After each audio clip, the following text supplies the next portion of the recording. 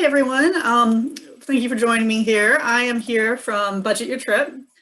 Just a little bit about myself. Me and my husband started Budget Your Trip about 10 years ago now. It is a travel planning website specifically about budget planning. It provides tools for travelers to plan their budget, to track their budget, and then it congregates all the tracked budgets to determine, to estimate the costs of different places around the world. We started it about 10 years ago. It was launched during a trip we took, a year-long trip we took around. We left San Francisco, we quit our jobs right at the beginning of the last recession, if anybody remembers that. And spent a year traveling and building this website. We tracked our budget pretty thoroughly and realized that there were resources that needed to be out there for people who were budget travelers like us, who wanted to figure out where to go and how much they were going to be spending. So that was the start of our website. So when we started the website, as most people do, we had a variety of ideas, and it's changed dramatically in the last 10 years. But what we've learned is content is king. Everybody's heard that before. So when you start your website, you got to generate your content, but you got to keep your end user in mind. So develop your content in a way that will bring users to your site. From the very beginning, you've got to be thinking about the keywords. You've got to be thinking about monetizing the site, how you might be able to make money from that. And at the end of the day, content first, traffic second, and then the money will come. So there's a variety of sources of traffic. Our site is predominantly driven by organic Google searches. And this is a really powerful thing simply because that's what advertisers want. Because every time you get a new Google search in, it's a new set of eyes. The other sources of traffic are referrals, returning users, and then there's a couple of smaller ones that we also get some traffic from. So just to talk a little bit about the organic Google searches. For us, this is the most powerful tool. It's all about SEO, and it brings in, every time someone comes in, it's a new set of eyes. The ad networks, whether it's Google AdSense or a different one, they love the Google traffic. So we put a lot of our time and our resources into building our rank so that we can grow our Google searches that much more. You'll find if you're just starting your blog in the beginning, more of your traffic will come from referrals. But as you grow in ranking, then eventually Google will overtake that. Moving on to referrals. So in the beginning, you might get a link here or there and it'll jump your traffic up really quick. And that's great and it's exciting, but ultimately, whether it's another blog or a site like the Washington Post or CNN, ultimately that traffic's going to disappear because that page is going to be archived and it's just not going to get the traffic it once got. But what it does do is it creates that link juice, which Google loves. And so the more links you get, the higher you're going to start to rank. So in the beginning, you'll see your traffic coming from the referrals, but with time, that'll just grow your Google traffic and you'll start to get more and more Google AdSense traffic. And that Google search traffic, and that is where the money really comes in. So returning users. Returning users are great because it means they like your brand, they recognize your brand, and they're coming back for more and more information. And that means you're succeeding. That's a good thing. You want returning users. But from a monetary point of view, you'll realize that the returning users don't have as much drive for the cost. The money doesn't come from the returning users. But what they can do is they can help you get links. They can help you build a loyal following and grow your newsletters and that type of thing. But for on-site traffic, Google AdSense for us has been, Google searches for us has been the biggest drive of traffic and money. So there's a variety of other sources. Social media is obviously, for many sites, really, really big. For us, we haven't used it as much as a lot of sites have, just because we haven't seen the payout from it. But lots of sites, especially the influencers out there, they like Facebook, they like Instagram, they like whatever's the hot ticket at the moment, but it's constantly changing, it's trendy, and for us, it hasn't been very lucrative. Newsletter subscriptions. This is something that really gets you those loyal followers. We have used this, and it's a powerful tool, especially if you can get some advertisements within the newsletter, and then you'll start to make some money. And then paid ads. So we've gone this way a variety of different times. And for us, it's typically we've done paid through Google's network, and it's never paid off. It's whether you're talking about a page that monetizes affiliate ads or whether you're talking about a page that just uses ad networks, then it just never, the cost was never worth the benefit. But in the beginning, a lot of people like to experiment with it, try it out, see if it works for you. For us, it never has. So, understanding your users. So this is the biggest part for me with SEOs. So you really want to know what your users are looking for. Some users, they're ready to buy. They're out there, they're ready to book that trip, they're ready to find a hotel, they're ready to find a bus, whatever they're looking for, they are ready to buy. And if you want immediate monetization, those are the people you're looking for. Others are still doing their background research. They're looking to figure out where they want to go. They want to know what season to travel in, how to get somewhere, but they're not yet ready to actually make that reservation. So your affiliate programs, the pages that monetize the affiliate programs, you're going to want those people who are ready to buy. You want them to be ready to make that reservation. But for the background research pages, you're really going to want to monetize the ad networks, much broader, things like Google AdSense. So look at the page's purpose. Think about which type of user you're trying to attract and who's going to be coming to that page. Are they still doing their background research? Are they at that purchasing phase? And think about the keywords to use to make sure you understand what they're about to do. And then the ads on that page should reflect the type of user that's coming.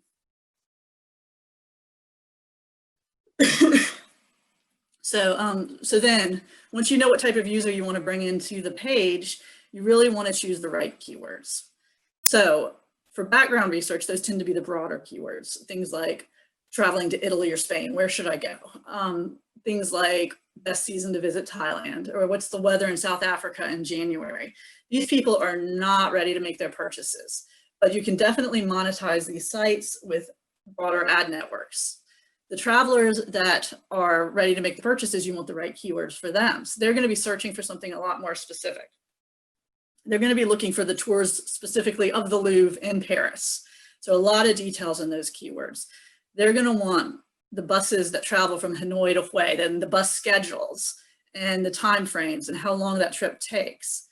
And they're going to want the best trekking trips of the Annapurna circuit. They're done. They know they're going to Nepal, but they want to know where they're going to go in Nepal, how they're going to trek, what the trekking company is that they're going to do, and they're going to be ready to book. So you want to bring them in, and then you want to market that company to them, and that will help you bring in the affiliate money.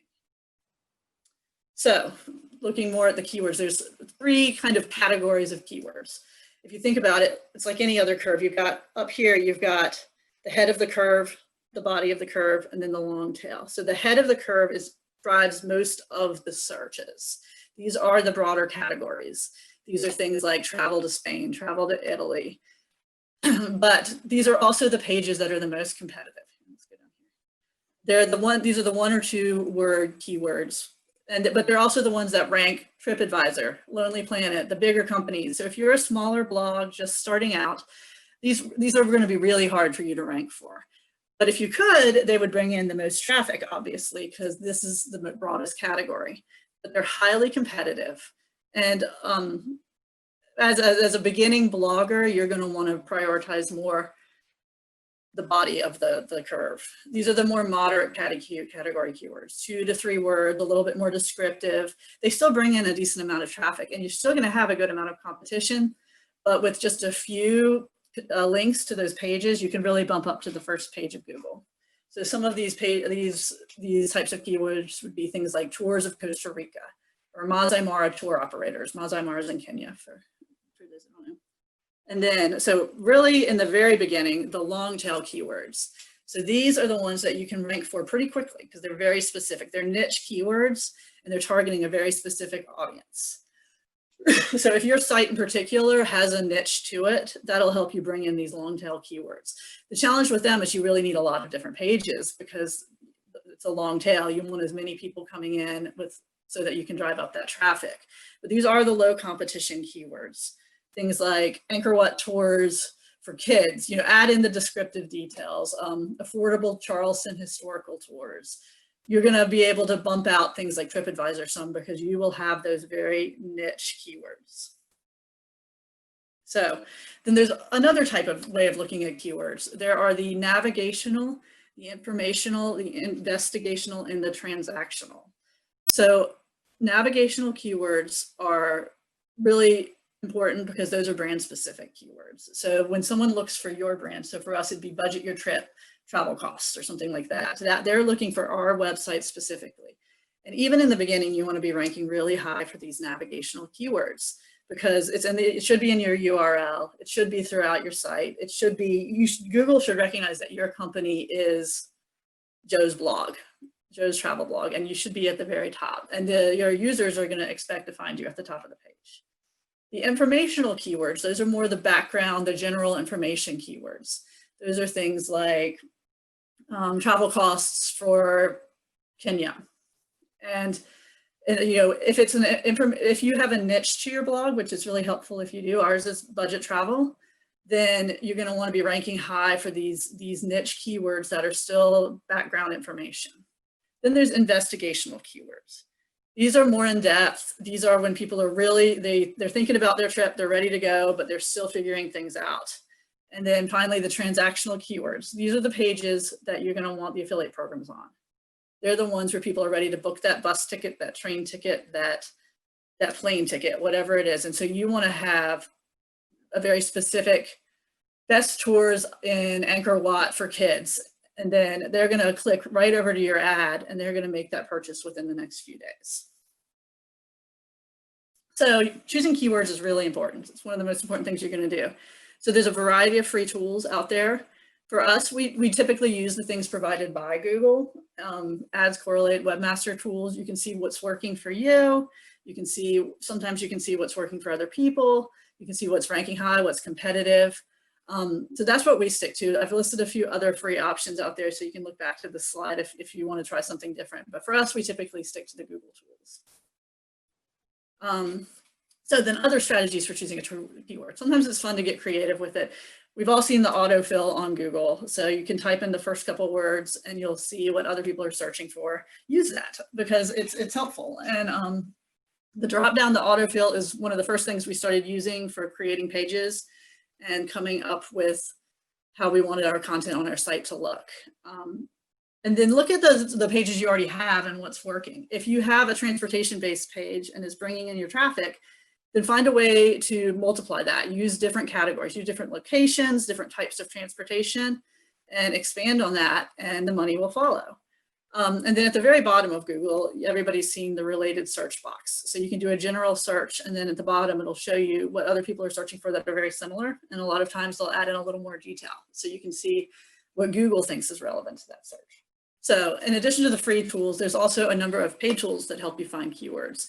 We have used Ahrefs and really like that one. I know there's a speaker here that you guys can talk to and listen to and learn a lot about that, but I can say from personal experience, it's a really powerful tool. It's helped us see what competitors are doing. It really gives you the nuts and the bolts in like a really, really comprehensive but understandable way. There's a couple other ones you can look at, but and prior to this conference, we had always used Ahrefs and had a really positive experience. And here's just a screenshot from it, so you can kind of see it's giving you positions and of different keywords and the traffic that comes from them and whatnot. But I think he is speaking at some point in the conference, so you can check that out, and I'm sure he'll go into much more detail about that. So keywords and content. Find the low-hanging fruit. That's one of the biggest tricks we've had to learn is find the opportunities that already exist within your website. So look at the pages that are already ranking and are ranking moderately high, and then they can boost them up and your traffic is going to dramatically increase. The vast majority of clicks from Google come from the first, second, and third ranking sites. If you can get into those three, you'll see a huge jump in traffic really quickly. So look at your pages, find what's ranking on page 2, 3, or 4, or somewhere in there, and find ways to boost it. You can build links, you can promote it in a number of ways, you can change the format and the keywords a little bit, and you can often get to the top of the page.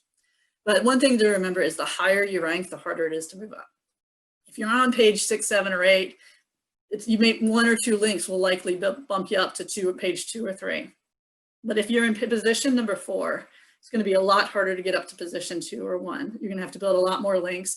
That's when things like Ahrefs really come into play, because you can look at the people who are ranking in the spots 1 and 2 and see who's linking to them. You can see how they're doing it, and you can try to recreate some of those strategies yourself. But yeah, like I said, the first and second ranks and third ranked sites on the Google will always get exponentially more traffic than anything, even on the bottom of the first page. So look at the other similar websites to yours and see what they're doing. Find out who they are linking with, and you can even reach out to them. They might be willing to swap with you. We've done some of that. We've done some link building with a variety of different websites with similar approaches to us. But also look at other websites and see how they're ranking and how they might have figured that out. And you got to get creative. Building links is a process. It takes a long time, especially in the beginning when your page ranks aren't that high and nobody's really heard of you. But start link swaps with comparable websites that are ranking about the same as you. And eventually you're just going to bump up and you'll get more and more competitive. And that's how it's played out for us. So latent semantic indexing. This sounds all fancy and technical. It's a technique in natural language processing, particularly distributional semantics, of analyzing relationships between a set of documents and the terms they contain by producing a set of concepts related to the documents and terms. Okay, that's a Wikipedia definition. Basically, the idea of latent semantic indexing is that Google will look at your page and take context clues to figure out what your page is about. So the example I've given, the Blue Ridge Mountains, which are here in Eastern United States. Some people look for the Blue Ridge Mountains for vacation purposes. Some people look for the Blue Ridge Mountains because there's a restaurant called the Blue Ridge Mountains, or perhaps there's a company called the Blue Ridge Mountains. But the context clues on your page, if you have Appalachian Mountains, North Carolina Mountains, other similar words will tell Google this is not about the company Blue Ridge Mountains, this is about the location, the geography of the Blue Ridge Mountains. So some people, there's a lot of debate as to how powerful latent semantic indexing really is in ranking, but at the end of the day, it doesn't hurt. So use a diversity of keywords to kind of coach Google into understanding what your page is actually about.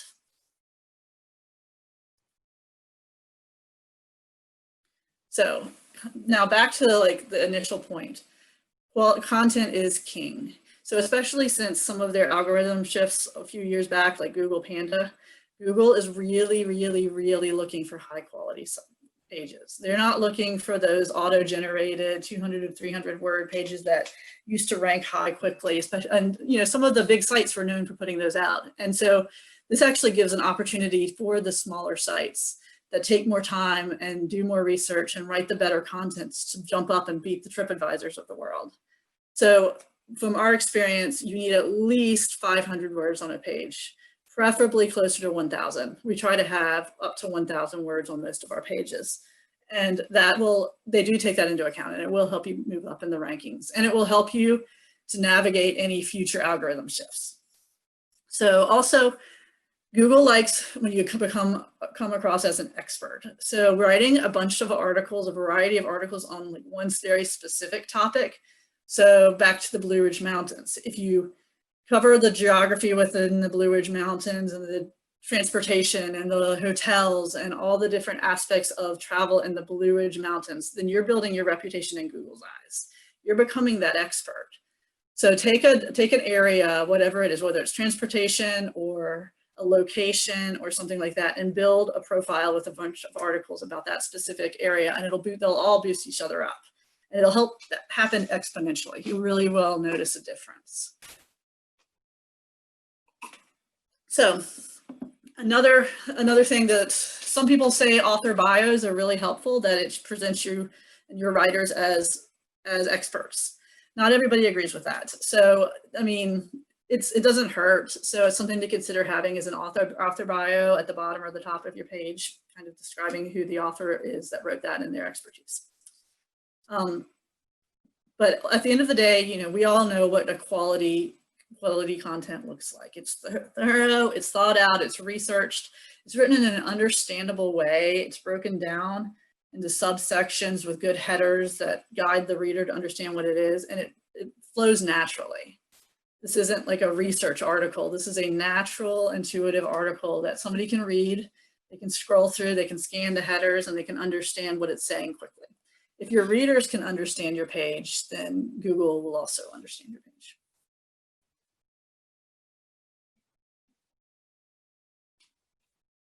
So we'll jump to this topic real quick. So sponsored activities. So this is one of the ways to make some money off of your site. We don't personally do a lot of sponsored activities, but a lot of sites do. A lot of influencers really like these. But so if this is one way you're looking at making some money from your site, then it does require a good deal of outreach. A lot of people go to tourism boards at different locations and reach out to promote them, or any number of companies or hotels or venues, travel venues. And what we've found is, first of all, they really do want a heavy social media presence, which is not what our site really focuses on. That's more, we leave that to the influencers. But if you have that and you want to do that, it's great. But a lot of times they will pay you with activities, with free stays, but it's much, much harder to actually make money from a sponsored activity. So if you're looking to monetize your site as a company that's bringing in revenue, those don't always work that well. It's also an incredibly competitive market these days, just with the number of influencers that are out there on Instagram and elsewhere. So it's a trendy thing to do right now, but it's lots of effort and lots of work. So I'm going to jump from that slide really quick and go to, where do you put your keywords on the page? So keywords are key. And so Google prioritizes keywords based on where they are on the page and how they're tagged. So our experience is title tags are the most important. So if you look, this Thailand travel costs, that's the title tag. It's typically what shows up when you search, and there's that bold part that you click on. That's what comes from the title tag. And for us, that is the most powerful tool for choosing your keywords.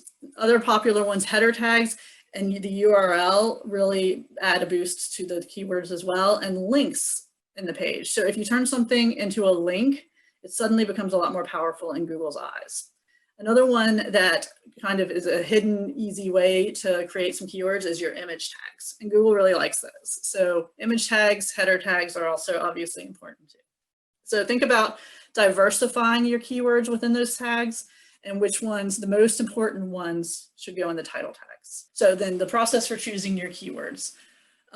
Initially, you want to think like your user. You want to be a traveler getting ready to plan their trip. So brainstorm your keywords. What would you be searching for, especially within your niche? Pick out those keywords that you think people are actually looking for. And you start broad, you start with those seed keywords, and then you're going to expand on that. I mean, obviously, Italy travel, everybody would love to rank for that, but you want to expand on it into your niche. So for us, it would be travel costs for Italy travel, that type of thing.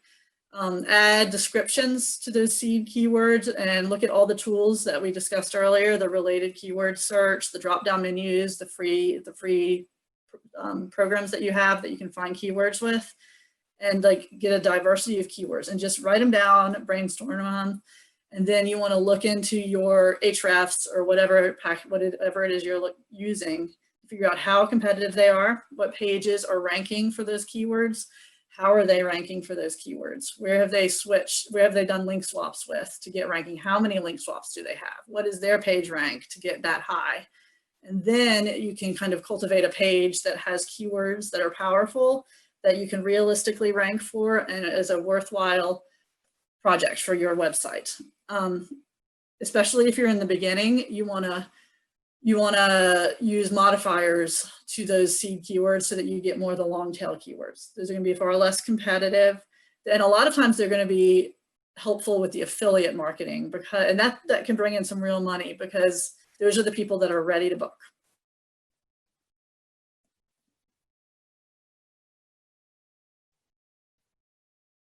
So like anything, whether you have like a financial portfolio or whatever, and we've especially, given the current landscape of travel right now, you always have to diversify your revenue sources. This travel has always been unpredictable. It's always been based on seasons. It's also right now in particular, a very challenging field to be in. And there's a constant inconsistencies in the traffic that you're going to receive. So you have to be diverse in how you're making money and quick to change when the landscape is changing. So it's important to have relationships with other websites and other webmasters, figure out what they're doing, talk through it, but you want to have a diversity of revenue sources so that when one slows down, whether it's because it's the winter months or because the season is the landscape is changing, you want to have another one that's going to go up. So have at least 3 to 4 different revenue sources that you can really rely on for money. Let me go back up to. So one thing to consider when you're building your website is always continue reevaluating it. Nothing on the internet is static. It's constantly changing. Nothing in technology is static. Google changes their algorithm regularly. They have a big algorithm changes, but they also have small ones and more subtle ones throughout the year. So your page will be going up, it'll be going down, it'll be going up, and it can be really stressful, but always use your tools. That's why you really do want something like Ahrefs, and use those tools to figure out why you might have gone up or down. And always be aware of where your most important pages are ranking at any given time and where your competitors are ranking. And then you're going to need to research why things might be changing so you can adjust quickly.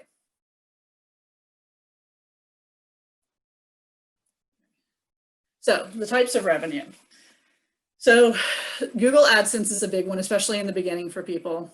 But there are a number of other ad networks. There's affiliate programs, there's sponsored posts, and sponsored activities. So for us, like the pandemic, like everybody, has changed things dramatically. For us, pre-pandemic affiliate programs were by far the biggest revenue maker for us. Ad networks were second, and then sponsored posts we got a little bit from, but it was not something very noticeable. Now, during the pandemic, sponsored posts have really risen to the top. People are still paying for that. We have relationships with different PR firms, and we've ramped it up. We've chosen to take a lot more articles simply because right now, like most travel companies, everybody's in survival mode. Ad networks back in March and April, when the pandemic hit really hard, ad networks and affiliate programs were the first thing to go. And it went down basically during the lockdown, when the whole world was locked down, we went down to about 3% of our income that we were making for March and April. And ad networks bounced back first. They still haven't bounced back fully, but now I would say that it's driven by low traffic as opposed to low RPMs. So when traffic starts to increase, we will eventually reach the revenue that we once were pre-pandemic with the ad networks. Affiliate programs dropped fast and hard as well. Nobody's booking anything right now. And especially back again in March and April, it also went down to about 3% of our original revenue. It's since bounced back a little bit, but it's been much slower to bounce back. And we're evaluating how to handle that, but it is coming back, and it will be able to bounce back a lot quicker once the landscape changes a little bit. So I'm going to look at the types of revenues a little bit. Google AdSense. Most people start with Google AdSense because it's really easy to use. You just put it on your site. And generally speaking, there's no minimum traffic requirement. There is they've added in a little bit one just to avoid spammy sites, but as long as you're a legitimate site, then you should not have a problem using Google AdSense.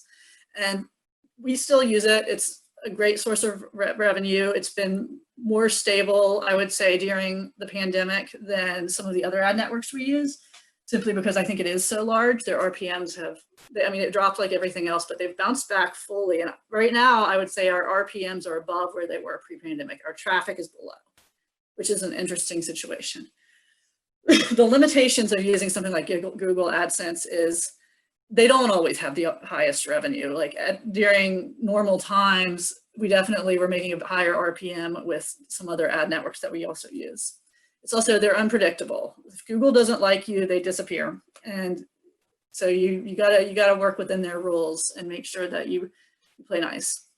The other challenge with Google AdSense is you are never going to talk to a person. They just, you know, you're not going to get a human being to talk to on Google AdSense, but you can.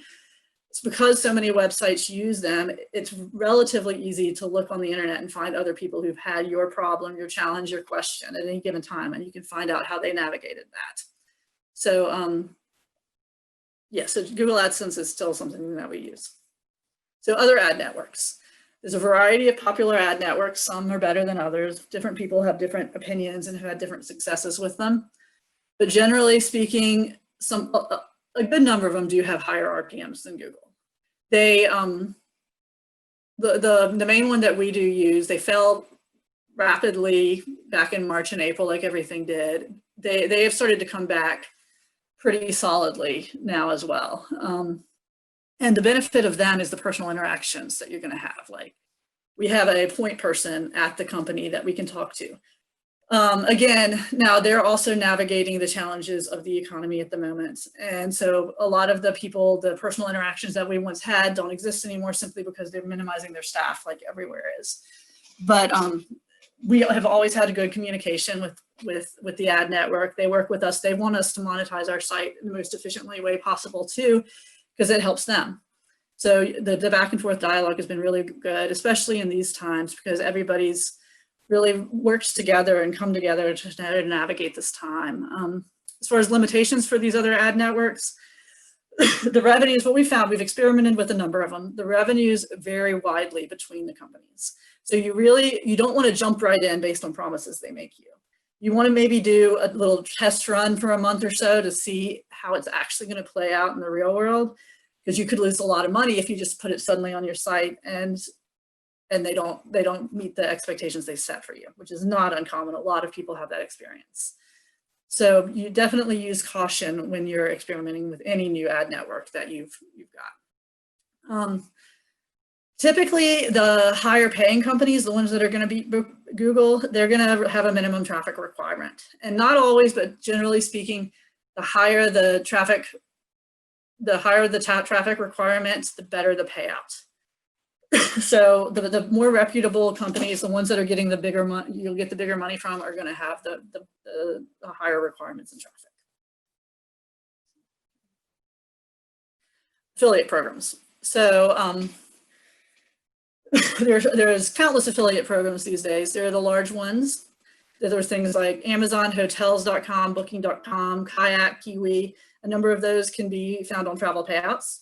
And that's a great resource, obviously, to congregate all those and figure out which ones work best for you. The benefits of the larger affiliate programs, number one, is the recognizable name. Everybody knows Amazon. Everybody knows Hotels.com. So you don't have to sell those brands. You can just get a click over and your cookie will sit on your, and eventually, hopefully, you'll get a booking. And so they have that built-in customer base. You don't really have to sell their products. They also typically have the high-level tracking systems. So you can look at their data, you can look at where your clicks are coming from, you can manipulate things and your keywords, you can really understand how to monetize that to the highest level efficiently. Now the challenge is, one of the biggest challenges we've had with these big ones are the competition.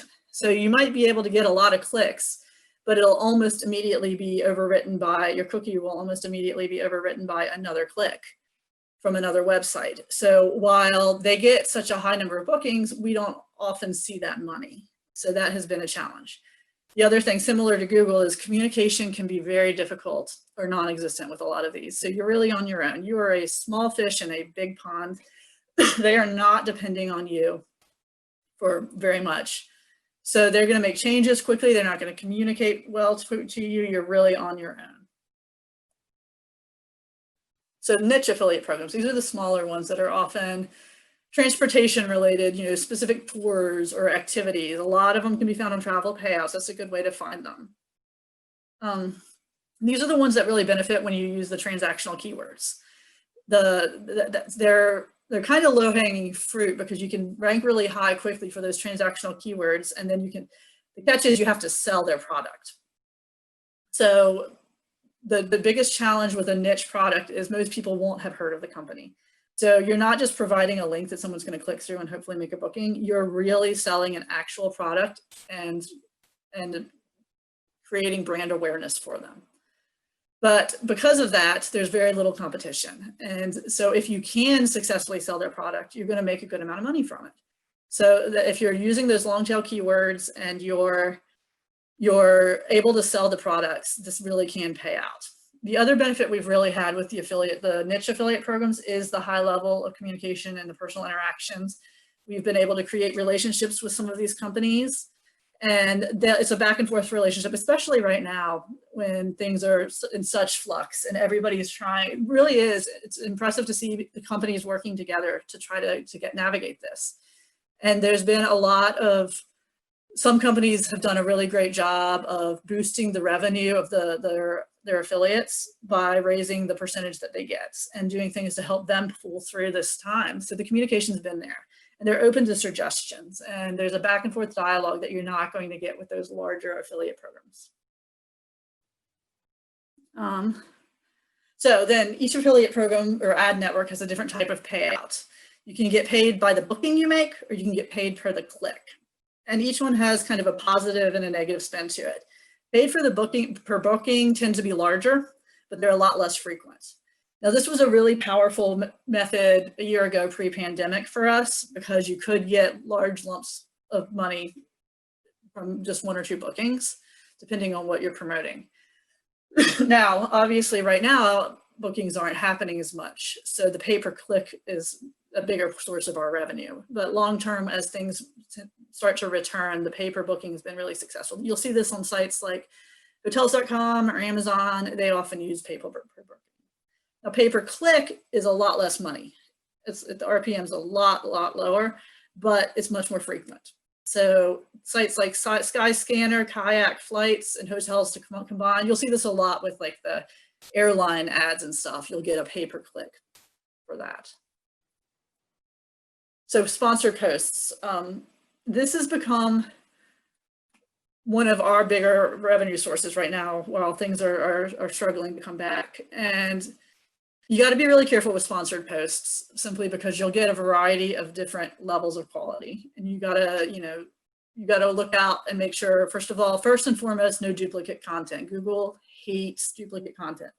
So scour the web and make sure that the content you're being presented with hasn't been used elsewhere. Also, the low quality of the content, minimum, 1,000 words, maybe 500, but usually 1,000 words. And you really need to look at the quality of the pages that you're linking to, because it needs to be within your niche, it needs to be relevant, and you need to have these rules set out well in advance so that you can communicate it to the people trying to sell you these articles. And don't compromise, because in the long run, your website will suffer if you start accepting sponsored posts that are lower quality and linked to sites that aren't relevant to your topic. So like I said, we've ramped it up. We've started bringing in, we work with a couple of PR firms, and they'll sell us high quality sponsored posts that we are accepting now.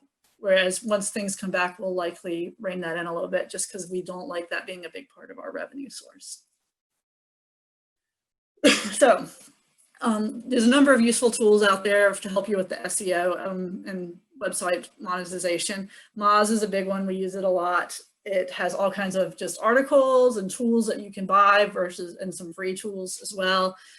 There's, I believe, a forum where people are always talking about what's happened lately with Google and their algorithm. So it's worth knowing that website.